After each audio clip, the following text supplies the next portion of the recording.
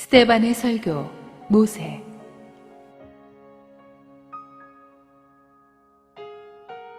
하나님이 아브라함에게 약속하신 때가 가까우매 이스라엘 백성이 애굽에서 번성하여 많아졌더니 요셉을 알지 못하는 새 임금이 애굽 왕위에 오르매 그가 우리 족속에게 교활한 방법을 써서 조상들을 괴롭게 하여 그 어린 아이들을 내버려 살지 못하게 하려 할세. 그때 모세가 낳는데 하나님 보시기에 아름다운지라. 그의 아버지의 집에서 석 달 동안 길리더니 버려진 후에 바로의 딸이 그를 데려다가 자기 아들로 기르매 모세가 애굽 사람의 모든 지혜를 배워 그의 말과 하는 일들이 능하더라. 나이가 40이 되매 그 형제 이스라엘 자손을 돌볼 생각이 나더니 한 사람이 원통한 일 당함을 보고 보호하여 압제받는 자를 위하여 원수를 갚아 애굽 사람을 쳐 죽이니라.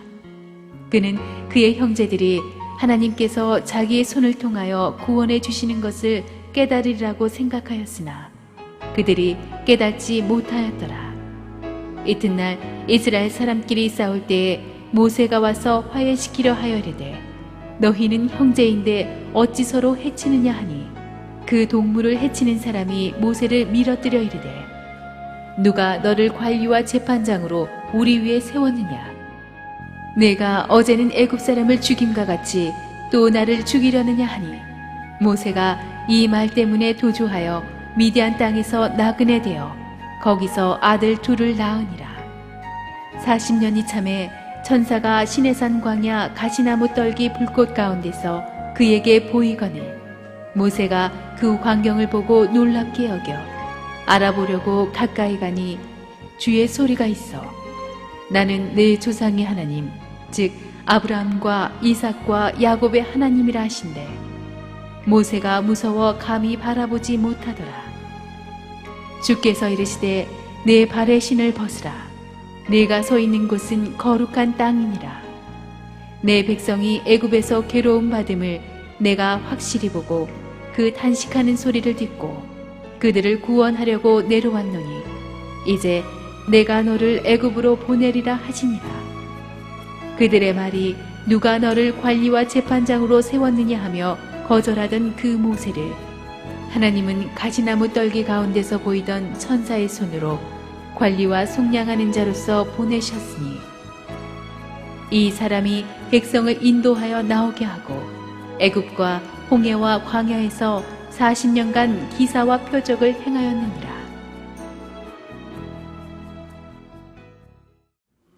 지난주에 이어서 우리는 아브라함과 요셉 뒤에 400년 뒤에 태어난 모세의 인생 속에 담긴 하나님의 섭리를 살펴보기로 하겠습니다. 모세가 탄생하는 그 타이밍이 굉장히 중요합니다. 17절에 보니까 하나님이 아브라함에게 약속하신 때가 가까웠다고 했습니다. 하나님은 아브라함에게 약속을 주셨습니다. 너희 자손이 하늘의 별같이 많아지고 그리고 그 많은 자손들이 돌아와서 이 약속의 땅을 차지하게 될 것이라는 그 약속을 주셨는데 그 약속을 아브라함이 자식 한 명 없을 때 주셨거든요. 그 꿈 같은 약속을 아브라함이 믿어서 믿음의 조상이 된 거예요. 성경은 약속의 책입니다. 약속은 하나님과 하나님의 자녀 사이에 이루어지는 것입니다. 약속은 이루어지는 때가 있어요. 하나님의 때가 되기 전까지는 우리가 아무리 용을 써도 하나님은 오시지 않습니다.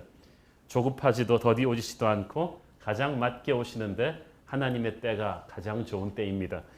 이스라엘 백성이 애굽에서 번성해서 많아졌다고 했습니다. 총리 대신에 가족으로 이민 왔기 때문에 아마 특급 대우를 받았겠죠. 가장 좋은 지역에서 가장 좋은 집을 분양받아서 가장 좋은 직장을 찾고 명문 가문들이 다투어 줄을 대서 혼인하고자 하는 그런 특급 대우로 시작했기 때문에 급속도로 번성했습니다. 이렇게 축제처럼 이민생활이 시작되었는데 시간이 지나면서 이게 눈물과 고통의 노예 생활로 변하게 되죠. 여러분 갑자기 여러분이 현재의 삶이 너무 잘 된다고 해서 너무 좋아하지 마십시오. 또 시련의 미래가 올지도 모르는데 이때 겸손하게 준비를 잘 해야 합니다. 세월이 흘러서 마침내 이스라엘 백성에게 힘든 시간이 다가옵니다.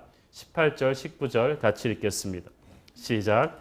요셉을 알지 못하는 새 임금이 애굽 왕위에 오르매 그가 우리 족속에게 교활한 방법을 써서 조상들을 괴롭게 하여 그 그 어린아이들을 내버려 살지 못하게 하려 할세. 자 보세요. 이집트가 정권이 몇 번 교체가 되고 왕조 자체가 바꿔져 버립니다. 그러고 나니까 새 바로가 섰는데 특정 민족이 너무 빨리 번성했단 말이죠. 특히 히브리인들이 200만이나 되니까 이 굴러온 돌이 너무 커져 버렸어요. 안 되겠다 싶어서 전부 다 노예로 만들어 버렸습니다. 고생을 시키면 이게 좀 기세가 꺾일까 싶었더니 노예 생활을 하면서도 숫자는 줄지 않는 거예요. 그래서 이 바로 왕이 화가 나서 끔찍한 명령을 내리죠. 이 히브리인들은 아기를 낳아보고 계집아이는 키우게 하고 사내 아이는 전부 다 나일강에 던져서 죽여라. 여러분 노예 생활도 힘든데 갓 태어난 핏덩이 아들들을 다 뺏겨서 죽여야 했으니까 그 시절의 탄식과 절망을 상상이나 할 수 있겠습니까? 그런데 20절에 보니까 바로 그때 모세가 태어났다는 것입니다. 모세는 죽음의 환경에서 태어났습니다. 정상적인 상황이라면 모세도 그때 죽었어야 했습니다. 많은 사람들이 자기가 태어난 환경 탓을 많이 합니다. 좀 더 좋은 환경에 태어났더라면 내가 잘 됐을 것이라고 생각합니다. 그런데 환경 탓하자면 모세 같은 절망 같은 환경에서 태어난 분 있겠습니까?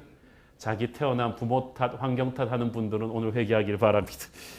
노예 아들로 태어나서 다 죽이라는 그 끔찍한 국법 가운데서 태어난 그가 하나님의 역사 가운데서 소망의 역사를 시작하게 되는 것입니다.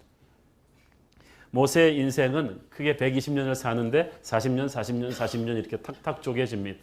첫 번째 모세의 인생 일기는 믿음으로 아기를 버린 부모로부터 시작합니다. 이 말이 좀 이상하죠.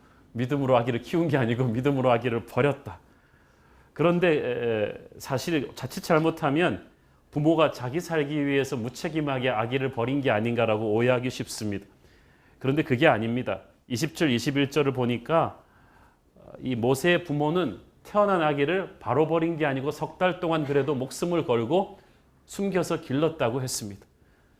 처음부터 자기 목숨 아까워서 다른 부모들처럼 버렸다면 그렇게 석 달 동안 숨기지도 않았겠죠. 근데 모세의 부모는 어떤 믿음이 있었어요. 그것이 왜 그랬을까요? 출애굽기 2장 2절을 보면은 중요한 말이 나옵니다. 시작. 그 여자가 임신하여 아들을 낳으니 그가 잘생긴 것을 보고 석 달 동안 그를 숨겼어. 아니 애가 잘생겨서 숨겼다. 아니 그럼 뭐 지 새끼 못생겼다는 부모도 있습니까? 고슴도치도 자기 새끼는 예쁘다는데 그러면 다른 애들은 다 못생겨서 죽은 것이냐? 그건 아니죠. 오늘의 본문 20절을 봐야 그 비밀이 풀려요. 그때 모세가 낳는데 하나님 보시기에 아름다운지라. 그러니까 그냥 인물이 잘생긴 것이 아니고 이 모세의 부모가 믿음의 사람들이었는데 자신들의 태어난 아기를 믿음의 눈으로 보니까 어떤 하나님의 섭리가 보이는 거예요. 이 아기는 그냥 죽이면 안 될 것 같은 하나님의 음성을 들은 것입니다.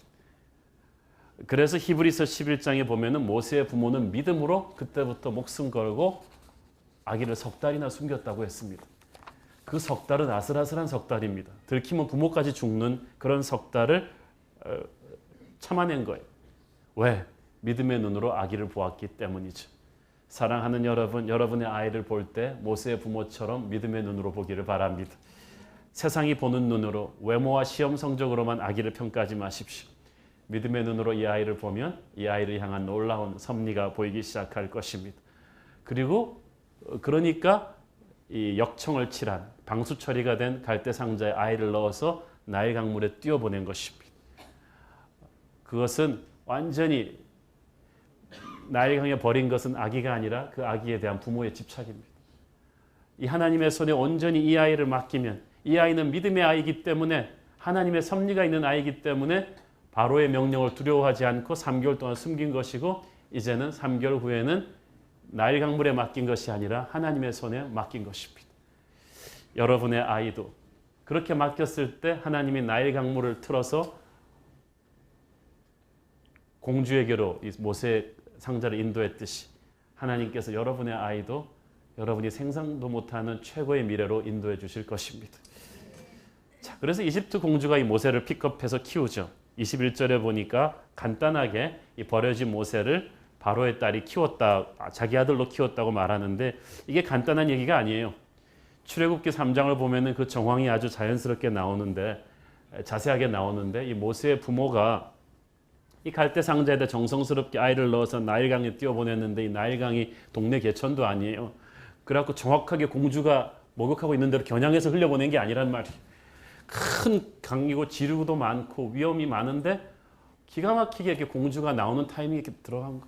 사실 그것도 재밌잖아요. 공주가 왕궁의 목욕탕은 좋은데 하필이면 왜 이게 깨끗하지도 않은 나일강까지 나와가지고 이렇게 그 타이밍을, 그리고 나일강에 그 복잡하고 지류도 많고, 이 나일강에서요, 이 모세의 갈대 상자가 이 공주를 찾아가기까지 여러분 쉽게 생각하는데요. 그게 보통 일이 아니더라고요. 제가 오래전에 그 이집트의 왕자라는 만화 영화를 보고 그게 쉬운 일이 아니라는 걸 알았어요. 사랑하는 여러분, 여러분이 새로운 교회 오시게 된 것도 같은 스토리는 아무도 없어요. 여러분이라는 아기를 태운 갈대 상자가 이런 하마 때와 악어 때 사이를 뚫고 어떻게 몇십 년 만에 만난 친구를 만나가지고 친구 따라다니는 교회 어떻게 왔다, 이렇게 어떻게 하나님께서 여러분 한 사람 한 사람의 인생을 이렇게 인도하신 줄로 믿습니다. 그러니까 지금 당장 여러분이 처한 상황이 아무리 힘들고 복잡해도 절망하지 마십시오. 모든 것이 합력해서 선을 이룰 것입니다. 갈대 상자를 하필 그 공주에게 데려다 준 모세처럼 아버지는 모든 히브리 남자 아기들을 죽이라는 명령을 내렸는데 그 딸이 모세를 살려준 거예요. 사실 바로의 명령이 안 통하는 데가 없는 그 서슬프런 그 시대에 모세가 가장 안전하게 클 수 있는 데는 이집트 왕궁입니다. 설마 바로 왕도 자기 왕궁에서 자기 딸이 자기 명령을 어기고 히브리 왕자를 그렇게 키울 줄은 몰랐지. 하나님께서 이집트 공주의 손에 모세를 보낸 것은 단순히 오늘 모세를 살리기 위한 것만은 아니었습니다. 그것은 모세의 내일을 준비하기 위함이었습니다. 22절을 보십시오. 모세가 애굽 사람의 모든 지혜를 배워 그의 말과 하는 일들이 능하더라. 보니까 40년 동안 이집트 공주의 양자로 자라면서 그 당시 세계 최강대국인 이집트의 군사, 정치, 경제, 무술, 행정 시스템을 다 달통한 거예요. 그러니까 80할아버지가 돼서도 그 배운 게 정확하기 때문에 본 스케일만큼 사람을 이끌 수가 있는데 200만 민족을 이끌 수가 있었던 것이고, 훗날 모세오경, 창세기, 출애굽기, 레위기, 민수기, 신명기 이걸 갖다가 다 분량을 따지면 성경 전체의 5분의 1입니다. 그 방대한 분량의 책을 저술할 정도로 하나님의 감동으로 했지만 그런 지적 또 여러 분야에서 탁월할 수 있었던 것입니다. 하나님한테 여러분 그러므로 능력이 없어서 일 못한다고 하지 마십시오. 하나님은 노예아기를 이집트 왕궁으로 들여보내서 왕자 수업을 시켜서라도 여러분에게 필요한 능력을 갖추시게 하실 것입니다. 중요한 것은 하나님의 섭리지 인간적인 생각이 아닙니다. 모세의 인생 2기는 40살부터 80세까지인데 뜻하지 않은 사고가 일어납니다. 23절을 보니까 모세가 나이 40이 되어서 그 형제 이스라엘 자손을 돌볼 생각이 그때 났다고 했습니다. 40세까지는 자기 자신을 위한 인생이었는데 40세부터 남이 보이기 시작한 것입니다. 이 부록의 나이에 갑자기 왜 그 생각이 났을까요? 그것은 모세가 이미 자기가 히브리인의 피를 받고 난 사람이라는 것을 알았다는 것입니다. 그리고 자기가 무엇을 위해 태어났는지를 알았다는 것입니다. 누가 가르쳐줬을까요? 출애굽기 3장에 보면은 모세의 생모가 모세의 젖먹이는 유모로 취직해서 이집트 공주의 하녀로 들어갔다고 나와 있습니다. 이스라엘 유모들은요, 우리와는 달리 보통 3년에서 5년까지도 젖을 먹였다고 합니다. 그러니까 그 인간의 감성, 지성이 형성되는 그 중요한 시간에 모세의 생모는 분명히 모세가 히브리의 피를 타고났고 너는 하나님의 도구가 되어서 민족을 구원해야 한다는 것을 분명히 주입시켜 줬을 거예요. 그러니까 모세가 그 다음부터는 목적이 이끄는 삶이 돼가지고 나머지 30 몇 년을 그 이집트 왕궁에서 왕자 수업을 착실히 받았을 거예요. 그 목적의식이 뚜렷하지 않고는 굉장히 거기서 놀면서 끝나기 쉬웠는데 모세는 왕자 수업을 잘 받았습니다. 그러던 차에 나이 40이 되던 때 사건이 터진 거죠. 히브리인이 이집트인한테 원통한 일 당하는 게 뭐 한두 번이겠습니까? 노예들인데. 그런데 그날따라 그게 눈에 들어오면서 모세는 분연히 이 이집트인을 죽여서 그 히브리인을 구해냈습니다. 무술도 뛰어났나 봐요. 한 방에 그냥 죽였습니다. 근데 사고였지만 모세의 마음에는 스스로 굉장히 기특했습니다. 누가 감히 이 히브리 노예를 위해서 이집트인을 죽이겠는가? 나 이집트의 왕자 모세니까 가능한 일 아니겠는가? 이제 비로소 우리 민족이 히브리인들이 나를 자신들의 구원자로 보게 될 거야. 내 리더십 밑으로 들어오게 될 거야 라는 얼마나 내가 고마울까, 얼마나 내가 자랑스러울까라는 착각을 하게 되는 것입니다. 그런데 이스라엘 백성들은 전혀 그렇게 받아들이지 않았습니다. 25절 같이 읽겠습니다. 시작. 그는 그의 형제들이 하나님께서 자기의 손을 통하여 구원해 주시는 것을 깨달으리라고 생각하였으나 그들이 깨닫지 못하였더라. 이것이 리더십의 비애입니다. 내가 열심히 띄워주면 그 사람들이 고마워할 거라고 생각합니다. 부모는 자식을 갖다가 학교 갔다 하면 코에 단내가 나도록 이 학원, 저 학원, 이 과외 선생님, 저 과외 선생님 붙여주면서 이게 다 나 잘 되려고 하는 게 아니라 너 잘 되려고 하는 것이다. 그러면서 이 아이는 정말 나 같은 좋은 부모를 만나서 얼마나 좋을까라고 생각하지만 그걸 받는 아들의 입장은 전혀 다르죠. 아들은 전혀 깨닫지 못하더라고요. 선생님은 막 애들한테 공부하라고 막 몰아붙이면서 이 책 읽으라 저 책 읽으라 그러지만 학생이 그걸 고마워하느냐. 대통령이 열심히 일하지만 국민이 느끼는 건 또 달라요. 제가 열심히 목회하지만 또 여러분이 그걸 또 깨닫느냐. 달라요. 모세는 자기가 어떤 하나님의 일을 해야 된다고 생각했어요. 스스로 뿌듯해했습니다. 일을 했어요. 이집트인을 죽였어요. 그리고 사람들이 고마워하리라고 생각했는데 그게 아니었어요. 그 다음날 또 히브리인들끼리 싸우는 걸 보고 서로 화해시키려고 하니까 이 히브리인이 오히려 자기한테 대드는 거예요. 네가 뭔데? 누가 너를 우리 재판관으로 세웠냐? 그러면서 어저께 너는 사람 죽이더라. 우리도 또 죽일 거냐? 그러면서 달려든 것입니다. 근데 이 말은 이 히브리인들이 모세가 자기와 같은 피를 가진 사람이라는 걸 알았다는 얘기죠. 그러니까 왕자한테도 대든 거 아니겠어요? 이 사람들은 왜 전날 이집트인을 죽이면서까지 히브리인을 구해준 모세를 고마워하지 않았겠습니까? 당연하죠. 왜냐하면 같은 히브리 핏줄이 운 좋게 쟤는 왕궁에 들어갔 덕분에 호의호식하며 왕자로 자랐고 자기들은 노예로 실컷 자랐는데 이제 와서 자기가 우리들의 구원자라고 나서겠다니까 얼마나 또 화가 났겠어요. 그래서 막 대든 거예요. 그래서 모세는 신분도 드러나고 살인죄도 드러나면서 도망자가 돼서 이집트를 탈출해서 광야로 가고 맙니다. 모세 입장에서는 굉장히 억울하고 분했을 것입니다. 괜히 어려움에 처한 동족 한번 구하려다가 이게 내가 무슨 꼴인가. 나쁜 일 하는 것도 아니고 내가 남을 도우려 하고 하나님의 일을 하려고 하는데 사람들이 오히려 내게 삿대질하고 대듭니다. 우리가 왜 당신 리더십을 따라야 하느냐라고 달려듭니다. 이때 가슴이 찢어졌을 것입니다. 이때 모세의 자존심, 자신감은 산산조각이 났습니다. 이집트에서 내가 어떤 존재였는데 이렇게 되다니. 그런데 모세의 혈기로 할 수 있는 일은 고작 한 명 쳐 죽이는 것뿐이었습니다. 그리고 자기 목숨 하나 구하지 못하고 탈출합니다. 여러분, 하나님의 주신 사명이 아무리 분명하다고 해도 그것은 하나님의 때에 하나님의 방법으로 해야 합니다. 나의 시간에 나의 혈기로 할 수 있는 일이 아닙니다. 내 힘으로는 한 사람의 마음도 얻을 수 없는 것이 영적인 리더십입니다. 모세가 그것을 너무 아프게 배우고 말았습니다. 29절에 보니까 그래서 모세는 도주해서 미디안 땅에 가서 나그네가 돼서 거기서 한 이름 없는 여자와 결혼해서 아들 둘을 낳고 삽니다. 사실 추락이라는 말은 정말 이런 걸 두고 하는 것입니다. 40세의 모세는 인생의 절정이었습니다. 맨날 무술 훈련해갖고 몸짱인데다가 인물도 좋죠. 그 바로 왕의 왕위를 이어받을 수 있는 왕자 중에 하나였죠. 학문에 달통했죠. 매너 좋죠. 모든 이집트의 오빠 부대를 몰고 다니는 사람이었는데 만약 이때 하나님이 모세를 부르셨다면 모세는 당연하게 역시 하나님은 사람을 제대로 보시는군요. 이 땅에 나 정도로 준비된 사람이 어디 있겠습니까? 라고 하나님이 부르기도 전에 나섰을 거예요. 이번에 그렇지 않아요. 부르기도 전에 나서가지고 지금 사고가 터진 것입니다. 근데 하나님이 이때 모세를 안 부르세요. 광야로 보냅니다. 거기서 이름 없는 여자와 결혼해서 목자로 썩었죠. 정말 40년 동안.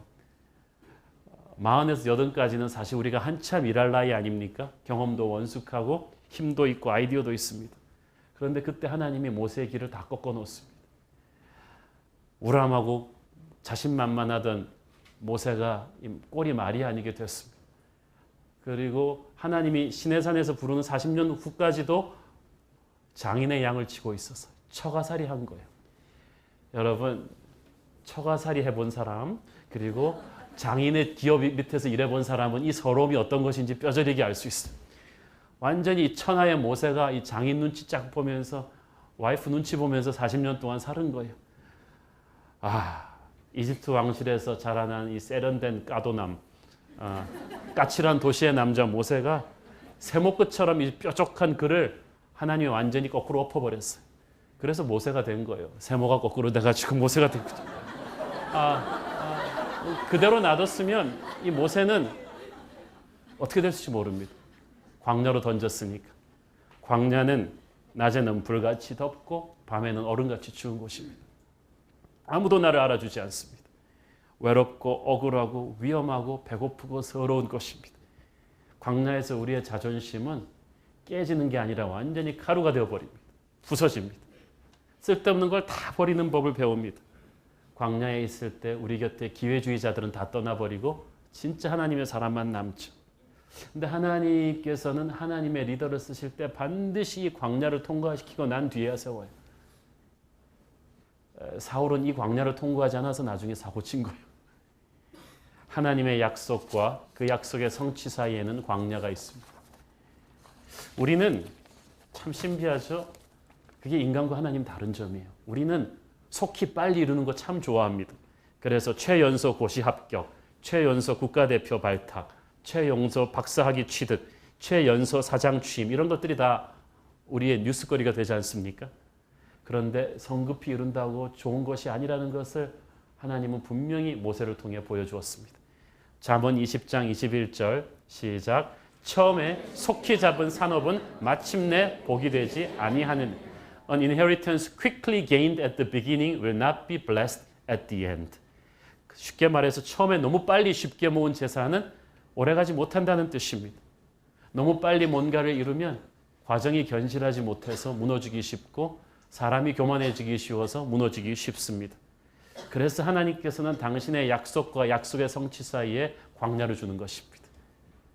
이 시간은 저주의 시간이 아닙니다.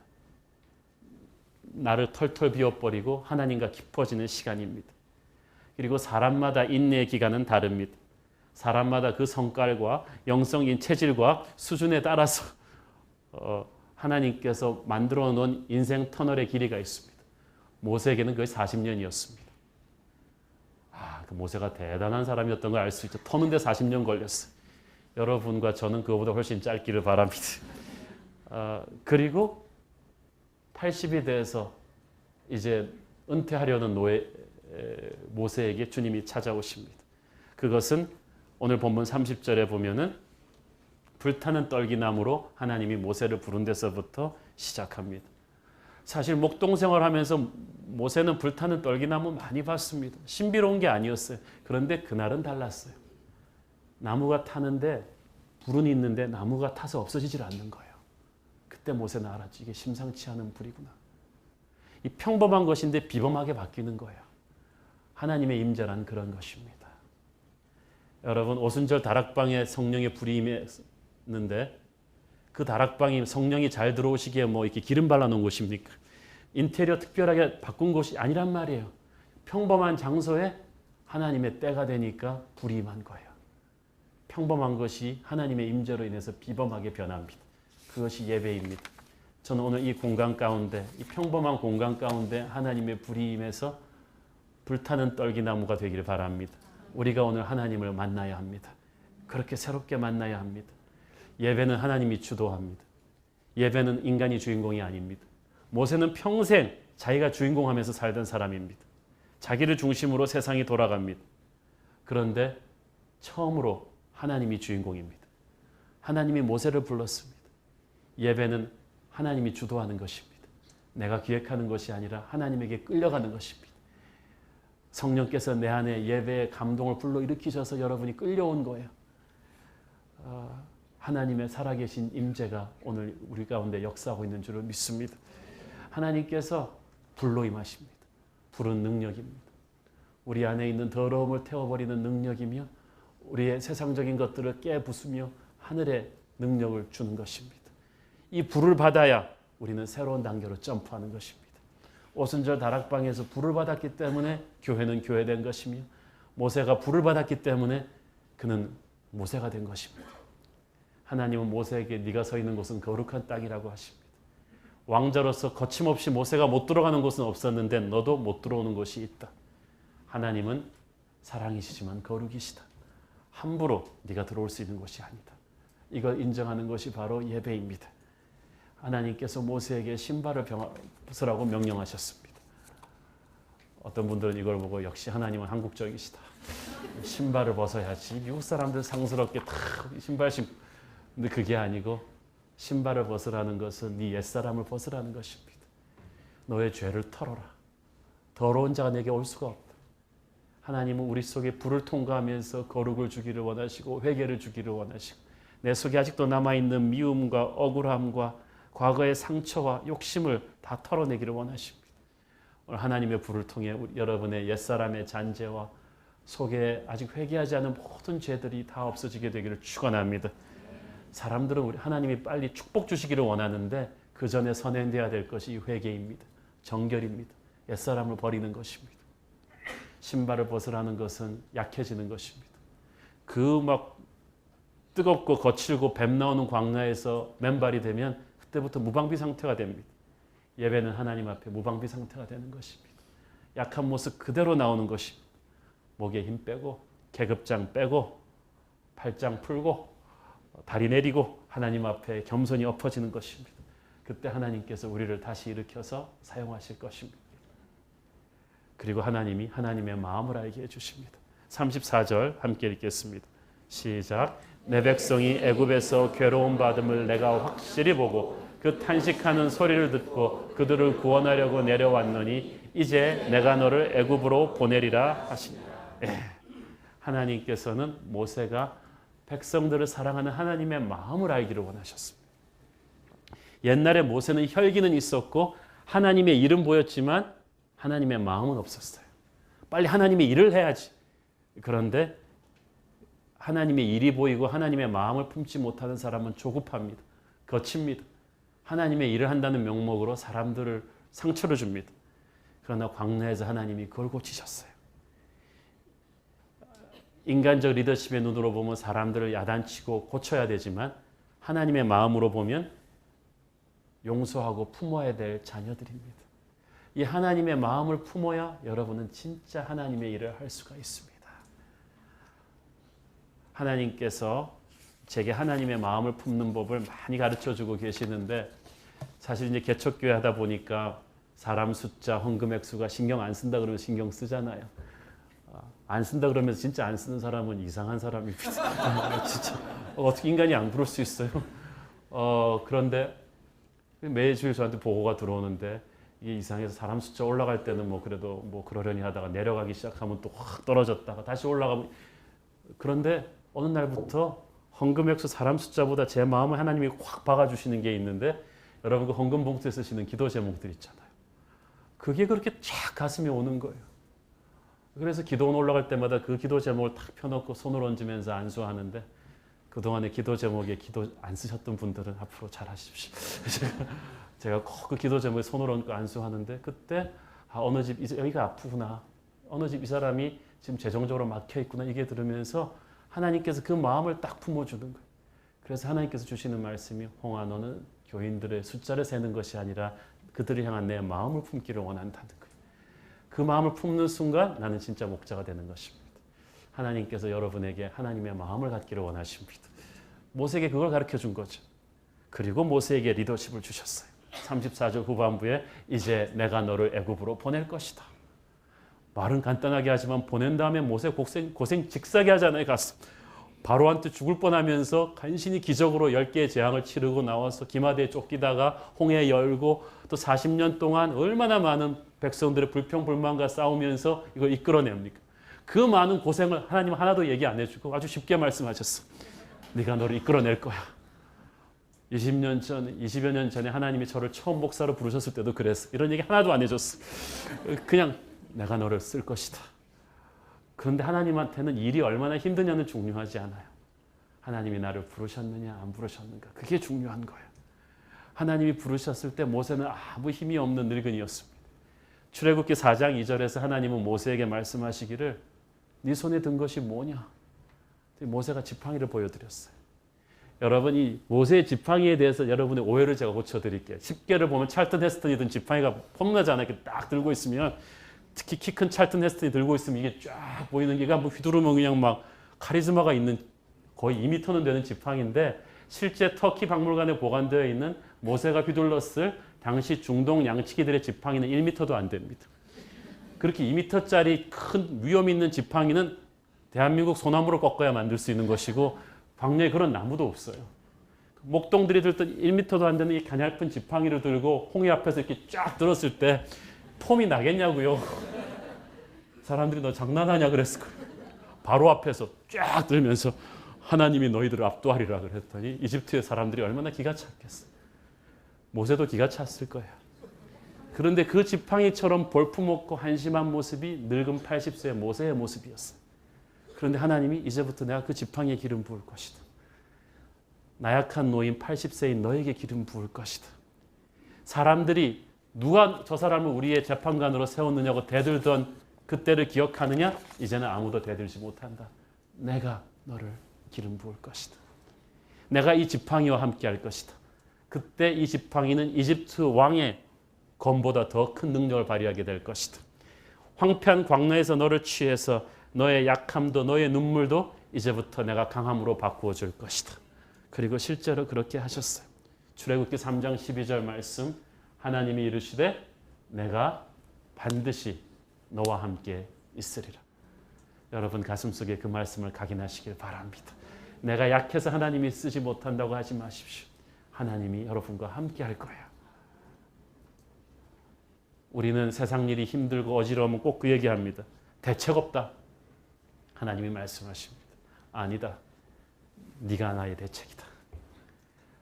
절망에 처해 있는 이스라엘 백성들에게 하나님은 모세 한 사람을 세워서 이 사람이 나의 대책이라고 하십니다. 하나님은 영이시기 때문에 사람을 통해서 일하십니다. 사랑하는 여러분, 하나님은 아무 때나 아무에게나 말씀하지 않습니다. 모세에게 말씀하셨던 하나님이 오늘 두려움에 떨며 사람에게 상처받고 시달리며 간신히 제약가림도 못하고 덜덜 떨고 있는 80세 노인같이 약해져 버린 우리에게 오서 말씀하고 계십니다. 이제 너의 때다. 이 타락하고 힘을 잃은 한국을 고치기 위한 나의 대책이 바로 너다. 일어나 빛을 발하라. 오늘 그 음성을 듣고 일어나는 저와 여러분 되기를 축원합니다. 기도하겠습니다. 사랑하는 아버지, 은혜를 감사합니다. 주님, 교만하던 우리를 꺾으시고 힘을 빼시고 광야에서 하나님 체험하게 하시더니 이제 모세같이 불러주심을 감사합니다. 우리 새로운 교회 성도들 한 사람도 남김없이 주님의 손에 겸손히 옛사람이 부서지고 주님만 의지하는 새 사람으로 일어나게 하여 주옵소서. 그래서 이 시대를 깨우는 하나님의 종 되게 하옵소서. 예수님의 이름으로 기도했습니다. 아멘.